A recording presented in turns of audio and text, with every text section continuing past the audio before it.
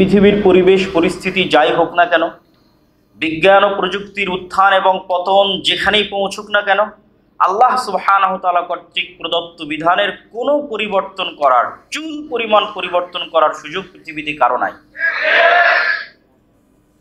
এবং বাংলাদেশের ইতিহাস এবং ঐতিহ্য আমাদের জানা আছে।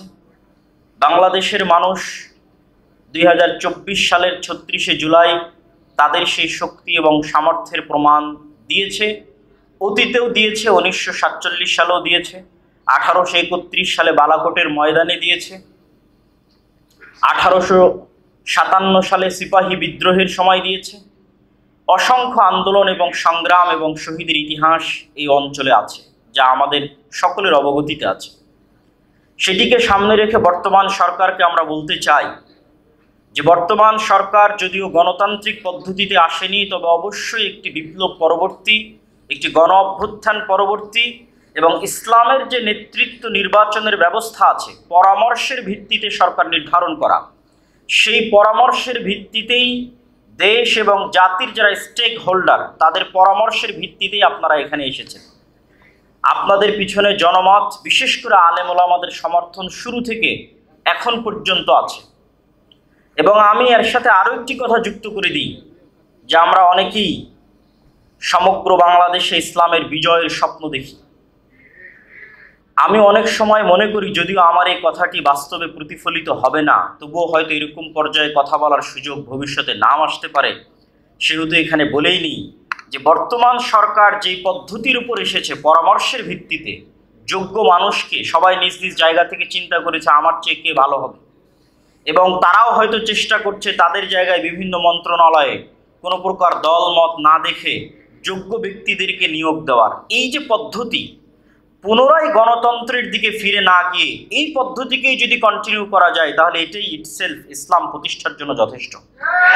এটা অনেক সময় আমরা বুঝি না যে এই সরকার যেই দিন শেষ হবে, আমাদের দাবি থাকা উচিত যে সেই দিনও পরামর্শের ভিত্তিতে সরকার প্রধান নিযুক্ত করতে হবে। আলেম ওলামাদের পরামর্শ, দেশের অন্যান্য স্টেক হোল্ডারদের পরামর্শ, তাদের পরামর্শের ভিত্তিতে সরকার প্রধান আসবে, তিনি তার পছন্দ মতো তখন তার ক্যাবিনেট ঠিক করবেন। এটাই ইসলাম।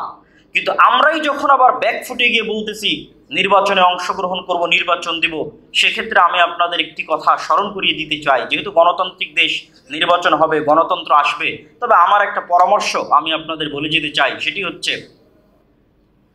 যে 5ই আগস্টে আমাদের লক্ষ লক্ষ কোটি কোটি ভোটার রাস্তায় ছিল, কিন্তু সরকার গঠনের সময় আমাদের অবস্থানটা কোথায় ছিল? আমাদের অবস্থান কিন্তু শূন্যের কোঠায় ছিল। ডিসিশন মেকিংয়ের জায়গায় আমরা শূন্যের কোঠায় পৌঁছে গেছি। অথচ আন্দোলনে দেখবেন আপামর আম জনসাধারণ, ইসলামপন্থী আলেম ওলামাকে ভালোবাসে, তাদের অংশগ্রহণই বেশি। এর সবচেয়ে বড় কারণটা হচ্ছে আমরা শক্তিশালী প্রতিষ্ঠান তৈরি করতে পারিনি।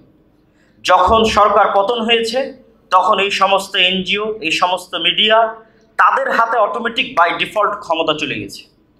এই জন্য আমি উদাত্ত আহ্বান জানাবো, আজকে এখানে দেশের বড় বড় ইসলামী দলের নেতারা উপস্থিত আছেন, আপনারা যেমন নির্বাচন কেন্দ্রিক প্রস্তুতি নিচ্ছেন, আপনাদের দীর্ঘমেয়াদী মুসলমানদের শক্তিশালী প্রতিষ্ঠান, শক্তিশালী মিডিয়া, শক্তিশালী অর্থনৈতিক প্রতিষ্ঠান, এগুলো তৈরি করার জন্য আপনাদের চিন্তা চেতনা এবং পরিশ্রম করতে হবে, যেন আগামী 20 বছর, 25 বছর, 30 বছর যখনই আবারও এরকম প্রেক্ষাপট আসবে, তখন যেন স্টেক হোল্ডার, ডিসিশন মেকিংয়ে শক্তিশালী প্রতিষ্ঠান থাকার কারণে ইসলামপন্থীরা সেই জায়গায় পৌঁছতে পারে।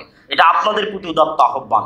সম্মানিত উপস্থিতি, বক্তব্যের শেষের দিকে আমি বর্তমান সরকারের প্রতি আহ্বান জানিয়ে বলতে চাই যে আল্লাহ সুবহানাহু ওয়া তাআলার বিধান যেহেতু অপরিবর্তনীয় এবং যেহেতু এটি 90%-এরও অধিক মুসলমানের দেশ, এবং মুসলমানেরা আপনারা দেখেছেন জুলাই বিপ্লবে রক্ত দেওয়া শিখেছে, তারা পার্শ্ববর্তী দেশ আমাদের যারা দাদাগিরি দেখাতো, তাদের রক্তচক্ষুকে উপেক্ষা করে নিজের দেশের স্বাধীনতা ছিনিয়ে এনেছে।